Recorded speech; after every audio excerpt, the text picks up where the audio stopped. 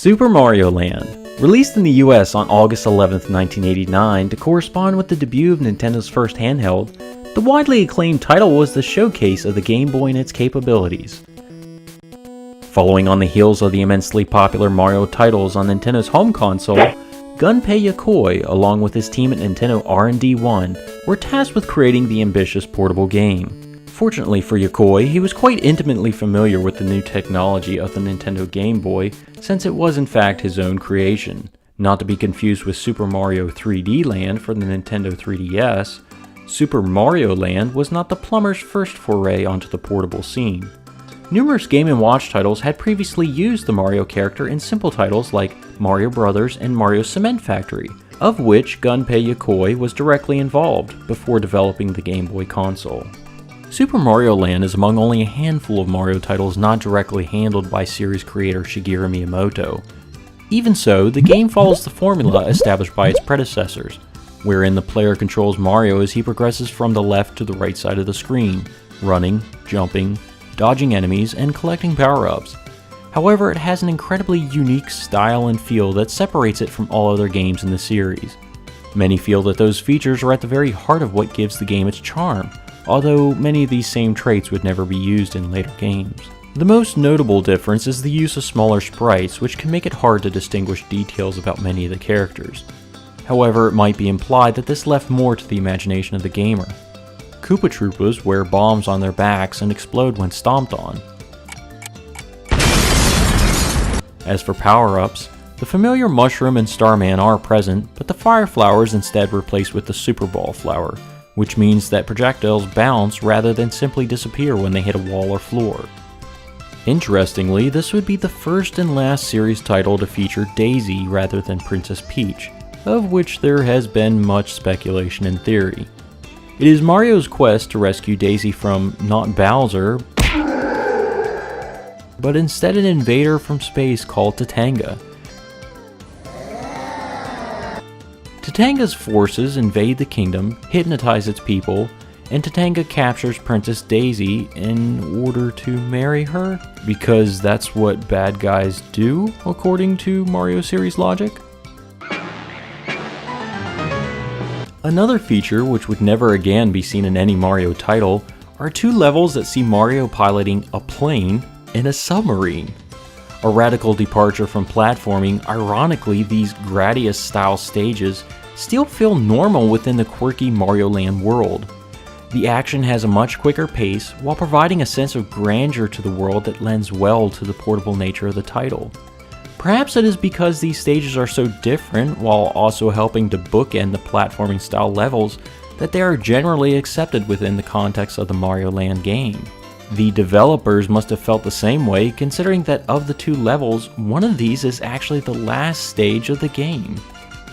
But honestly, how cool is it that Mario has a plane and a submarine? A car, sure, that's pretty neat, but a plane? Just look! He's flying around like the Red Baron and dominating the skies.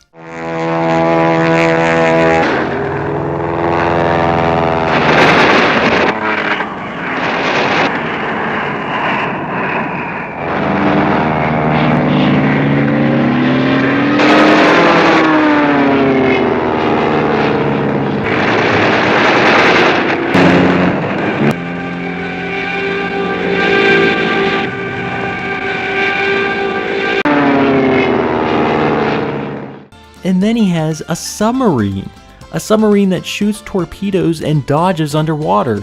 Not even the console games have ever given Mario a submarine. He just kind of doggy paddles.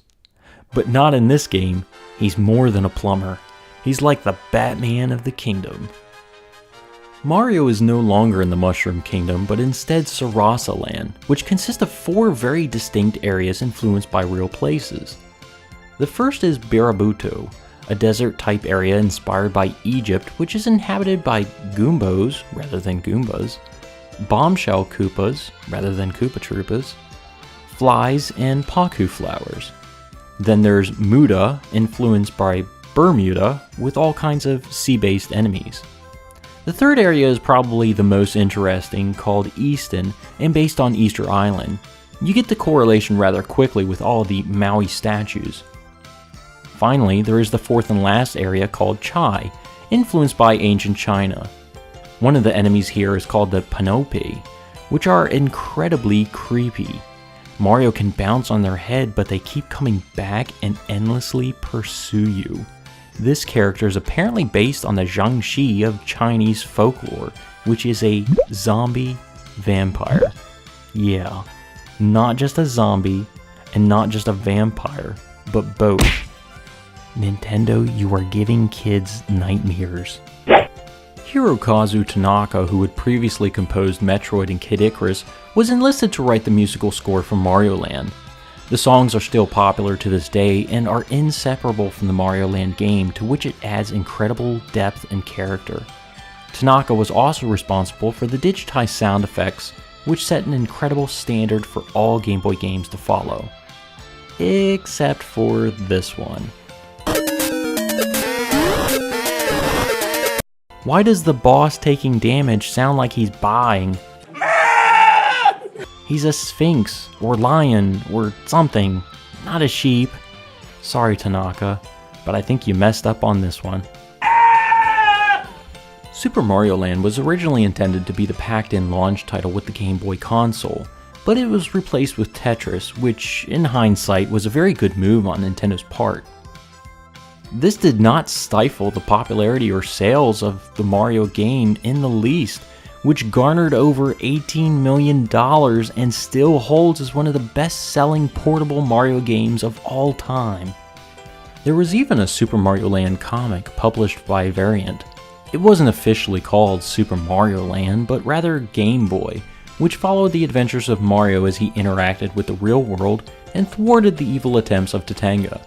These were released alongside a number of other Nintendo comic franchises such as Mario, Zelda, Metroid, and the ever-popular Captain N. Take a look at this rendition of Link. He looks so angry. And so does this guy. Even the horse looks ticked off by something. Why is everyone so angry? No doubt, Super Mario Land is one of the strangest Mario games ever released by Nintendo, but it is also incredibly fun and memorable. Because until Nintendo stops holding back, you're not going to get another game with Mario in a submarine or a plane. Seriously, a plane! Hey Retro fans, I'm RetroMackiees, and thanks so much for watching. Please leave a like and let me know what you think in the comments below. Feel free to let me know what games you would like to see in future episodes. Until then, God bless, take care, and this has been a Bite of Gaming.